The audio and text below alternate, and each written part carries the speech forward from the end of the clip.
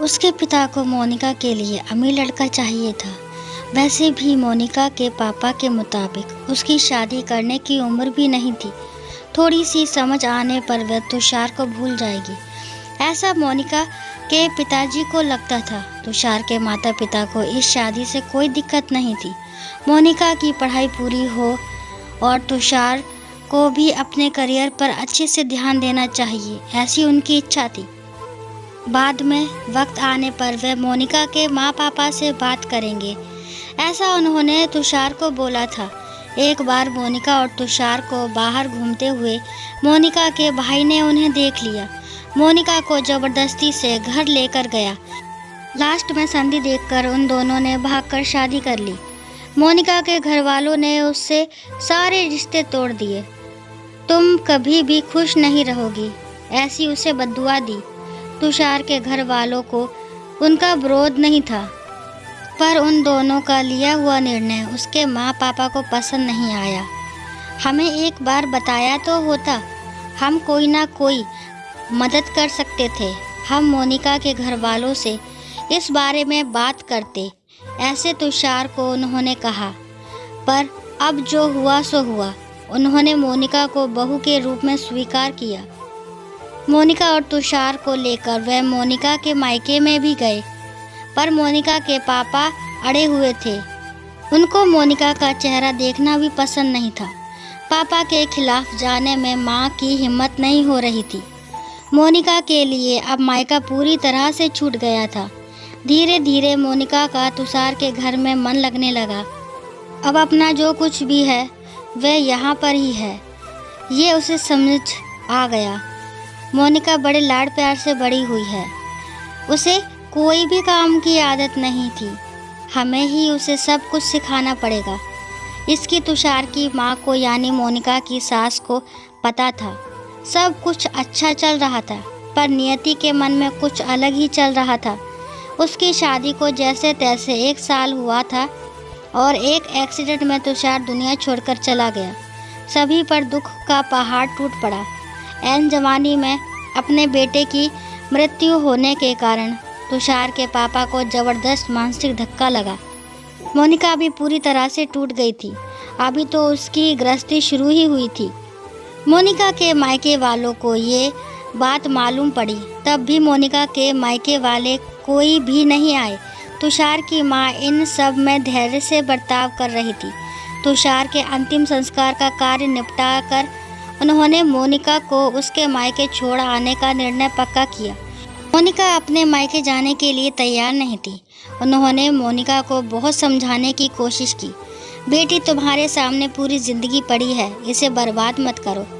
मैं बात करूंगी तुम्हारे माँ पापा से, ज़रूरत पड़ी तो मैं उनके पैर तक पकड़ लूँगी। उसे समझाकर वह उसे उसके मायके लेकर गए, पर वहाँ भी उन्हें निराशा ही मिली। उसके मायके वालों का गुस्सा मोनिका पर से कम नहीं हुआ था। तुषार की माँ ने बहुत मनाने के बाद भी उन्होंने मोनिका को माफ़ नहीं किया। उसके पापा ने कहा, आपको वह बोझ लग रही होगी तो उसे कुएं में ढकेल दो। तुषार के माँ पापा मोनिका को वापस घर ले आए। मोनिका के वापस घर आने से घर के बाकी लोग थोड़े नाराज़ थे। अब मोनिका को कोई भी खुले मन से स्वीकारने को तैयार नहीं था। कुलक्षणी, अपशगुनी, पोते को निगल गई मेरे, अब बेटे को भी निगल जाएगी ये, ऐसा बोलकर तुषार की दादी मतलब मोनिका की दादी सास उसे ताने दे रही थी। उस वक्त तुषार के पापा की तबीयत बहुत ख़राब हो रही थी। ये सब मोनिका को सहन नहीं हो रहा था। उसने ठान लिया कि यहाँ से दूर निकल जाना चाहिए। रात को सबके सो जाने के बाद वह निकलने वाली थी, तभी उसकी सास जो जग रही थी उन्होंने मोनिका को रोका। कहाँ जा रही है, ऐसे पूछा।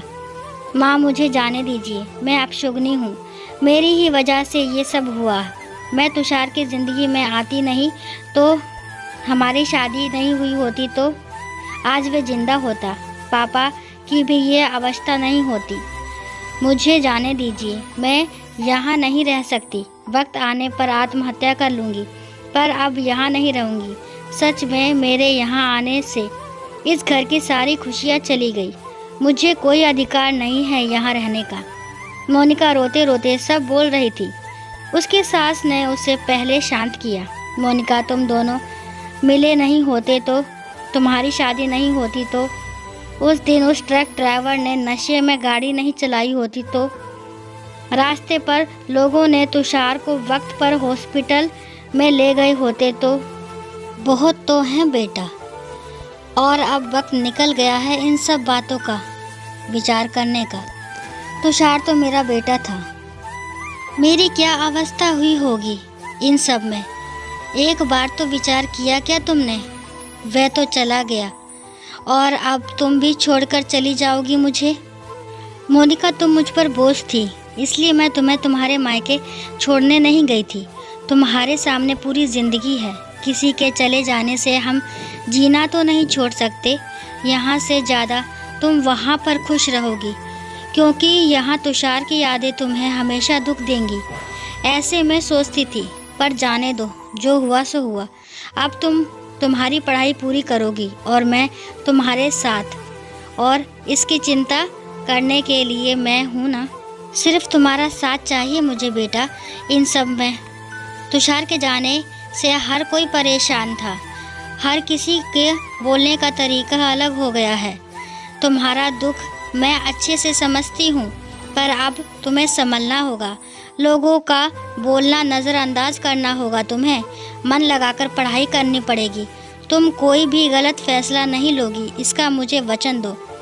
मैंने मेरा जवान बेटा गंवाया है और अब बेटी नहीं खोना चाहती। सास की बातें सुनकर मोनिका को रोना आया। उसने सास को गले लगाया। माँ, मैं कहीं नहीं जाऊंगी आपको छोड़कर। आप जैसा बोलोगे वैसे ही मैं करूंगी। मोनिका की सास भी मन भर के रोई। आज पहली बार उनका दुख फूट फूट कर बाहर आया था। आगे मोनिका ने मन लगाकर पढ़ाई की। बहू नहीं, वह उसके घर की बेटी बनी। बहुत सारे ताने, बुरी बातें सुनी उसने।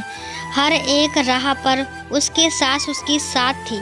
वो दोनों एक दूसरे की ताकत बनी। मोनिका IAS अधिकारी बनी। अब उसे दोष देने वाले लोगों का मुंह बंद हो गया। मोनिका के मायके वालों को भी ये खबर पता चली। उसके पापा के सिवा मायके के बाकी लोग उसे पूछने लगे थे। सास ने अच्छा जोड़ीदार चुनकर मोनिका की दूसरी शादी करवाई।